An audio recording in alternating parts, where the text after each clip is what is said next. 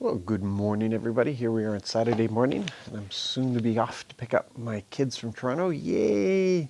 It's going to be wild and crazy and loud and messy and fantastic. Looking forward to it. Um, we're reading through Hebrews chapter 7 to 10 today. And you can't walk away from that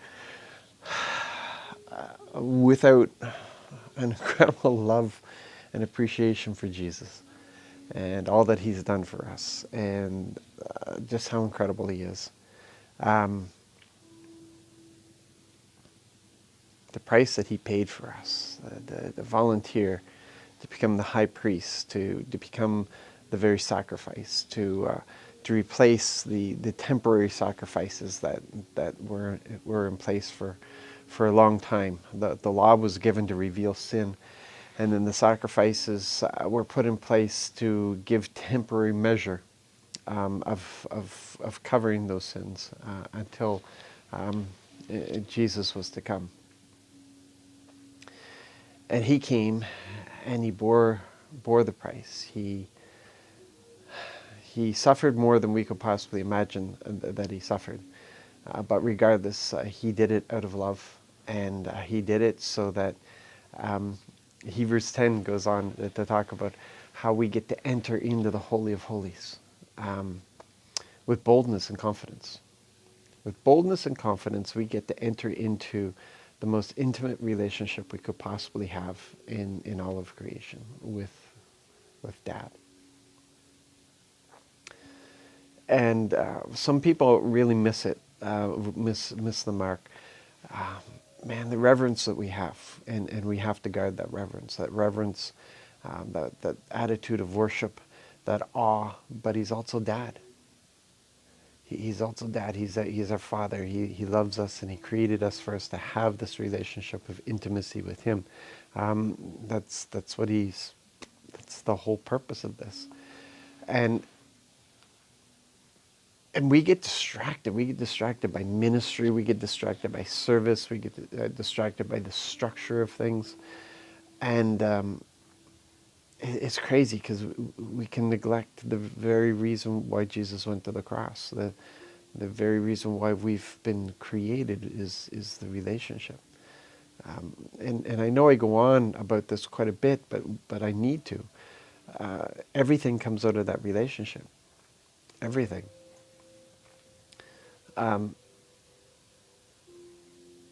What is the sense of serving the one we've been called to have great intimacy with, if we're not going to pursue that intimacy? Like what use is there in spending all of our days? It's like we think that we're earning something by our service here, and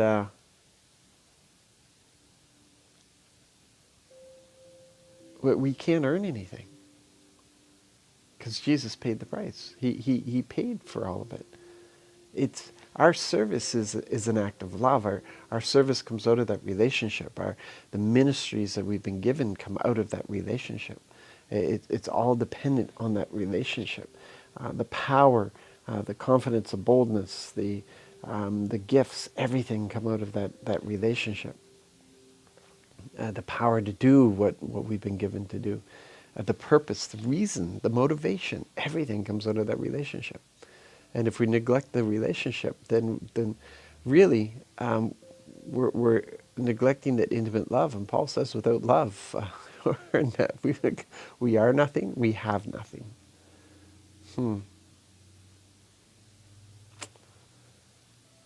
Some of us need to set aside maybe ministry and service for a little while, just to get that relationship on solid footing.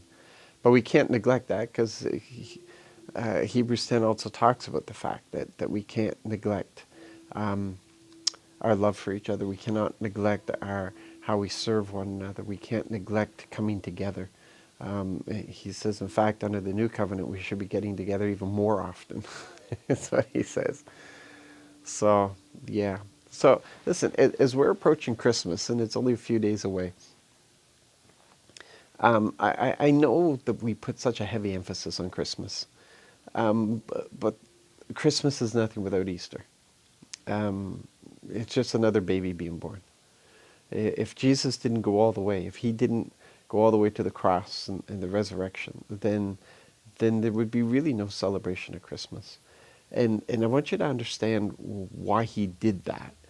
He did that because he didn't have to. He did it because he wanted to. He did that as an act of love, both for the Father and towards us.